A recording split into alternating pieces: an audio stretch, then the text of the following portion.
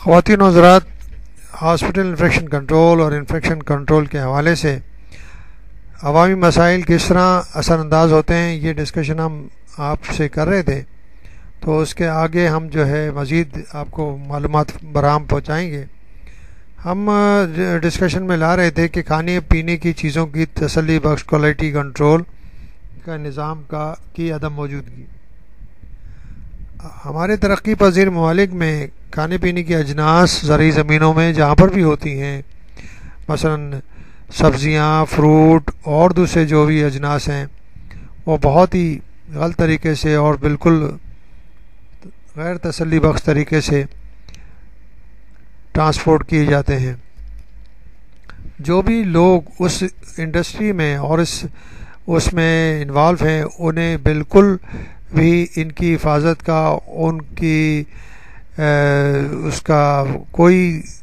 اندازہ نہیں ہوتا کہ کس طرح وہ سب چیزیں کنٹامنیٹ ہو سکتی ہیں، کس طرح چیزیں وہ جو ہیں آلودہ ہو سکتی ہیں.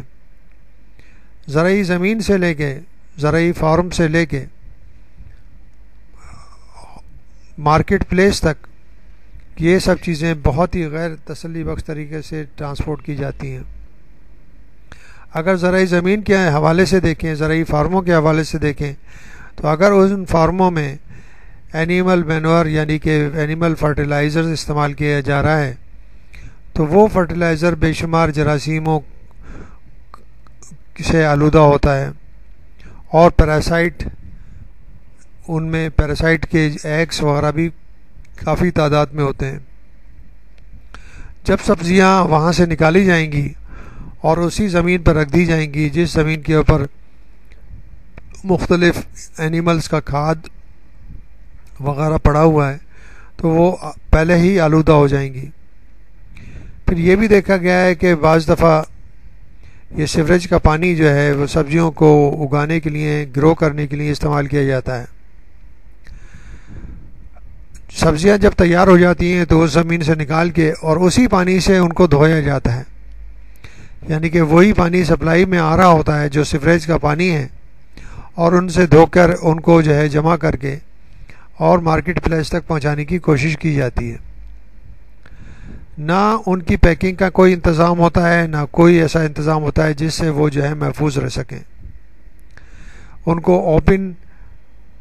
گاڑیوں میں، اوپن سوزوکیوں میں، اوپن پک اپس میں رکھ کر اور مارکیٹ پلیس تک لایا جاتا ہے. مارکیٹ پلیس میں بھی کوئی اس کا خاطر خواہ انتظام نہیں ہوتا کہ ان سبزیوں کو، ان فروٹس کو، ان چیزوں کو کوئی محفوظ طریقے سے رکھا جا سکے، اور اس کو نیلام کر دیا جاتا ہے، اور نیلام کرنے کے بعد وہ بھی غیر محفوظ ہاتھوں میں جاتی ہیں اور وہ بھی اوپن طریقے سے عام ریٹیل شاپس تک پہنچتی ہیں. اور ریٹیل شاپس میں بھی ایک بہت ہی عجیب سا آپ اندازہ کر سکتے ہیں کہ وہاں پر بھی ان کو محفوظ رکھنے کا کوئی انتظام نہیں ہوتا. مارکیٹ کی جو شاپس ہوتی ہیں ان کے باہر ایک گندا پانی کا ڈرم رکھا ہوتا ہے، وہی بار بار اس پانی کو بار بار ان سبزیوں پر اور ان فروٹس پر چھڑک دیا جاتا ہے، جو کہ انتہائی گندا ترین اور آلودہ ترین پانی ہوتا ہے. تو آپ اندازہ کر سکتے ہیں کہ اس طریقے سے کس طرح ہر چیز، کھانے پینے کی چیز جو ہے گندگی سے آلودہ ہو جاتی ہے. یہی حال ہمارا ملک کی سپلائی کے اندر ہے. دودھ کی سپلائی کے اندر جہاں پر بھینسوں کے باڑے ہیں، وہاں پر اگر جا کے دیکھیں تو کوئی خاص خاطر خاص صفائی کا انتظام نہیں ہے، پانی کی انتہائی کمی ہے، اور جو لوگ اس کے اندر انڈسٹری میں، ڈیری انڈسٹری میں انوالو ہیں، وہ بھی انتہائی گندے ترین اور جاہل لوگ ہوتے ہیں.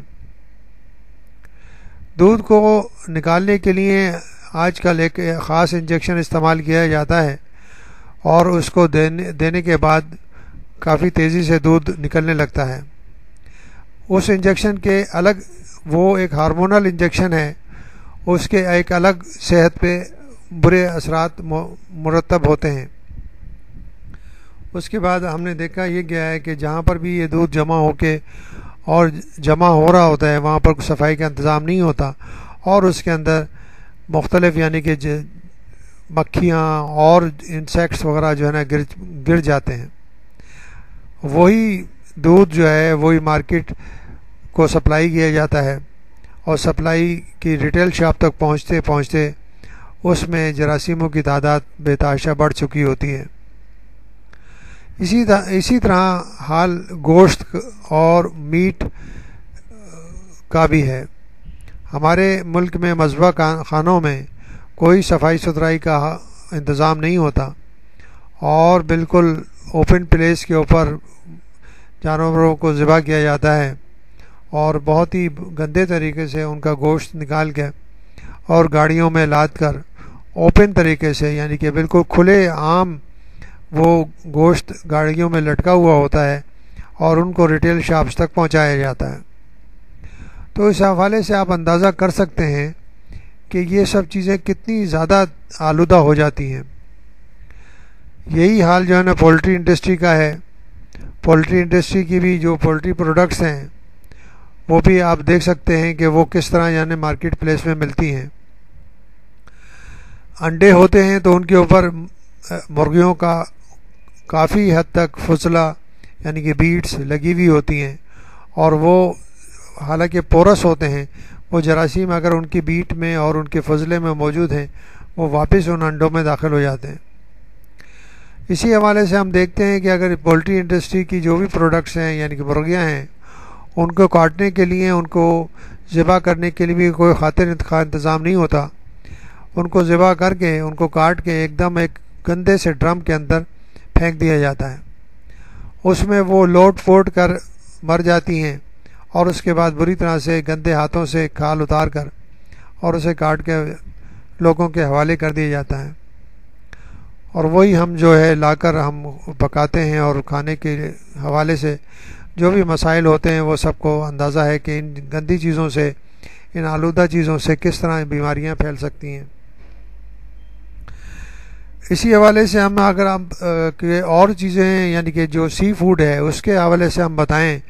تو سی فوڈ کا بھی بہت ہی یعنی کہ برا حال ہے۔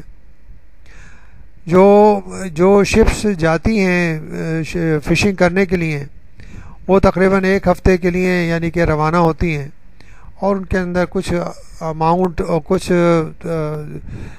برف کی سلیں موجود ہوتی ہیں جو کہ ان کو پرزرو رکھنے کے لیے کام آتی ہیں، یا نمک ہوتا ہے۔ اب جو مچھلیاں ایک دن پہلے دن پکڑی جاتی ہیں، وہ جب وہ پورا راؤنڈ کر کے واپس آئیں گی جب تک ہی یعنی کہ آپ مارکیٹ میں پہنچیں گی، تو اس حوالے سے آپ سمجھ سکتے ہیں کہ کتنے دن تک وہ جو ہے نا اسی فش میں اور اسی شپ میں پڑی رہتی ہیں۔ جو فشریز کی مارکیٹیں ہوتی ہیں وہ بھی انتہائی بری حالت میں ہیں، اور ان کے اندر بھی کوئی خاطر خواہ صفائی کا انتظام موجود نہیں ہوتا۔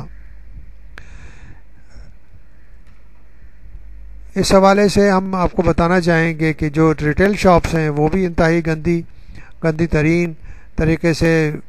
مارکیٹ پلیس کے اندر یا سڑکوں کے کنارے پہ لگی ہوتی ہیں، اور اس کے اندر گندگی اڑ کے اور ہوا کی دھول مٹی اڑ کے ان میں جا رہی ہوتی ہے، اور وہ بھی اس میں بھی ایک خاص، آپ اگر جا کے دیکھیں تو ایک خاص ایک بڑا سا ڈبہ رکھا ہوگا پانی کا، اور اس ڈبے کے اندر وہ ایک ہی ڈبہ سارے دن کے لیے کافی ہوتا ہے۔ جو بھی مچھلیاں کاٹی جاتی ہیں، ٹکڑے کاٹے جاتے ہیں، اسی ڈبے کے اندر ڈبو کے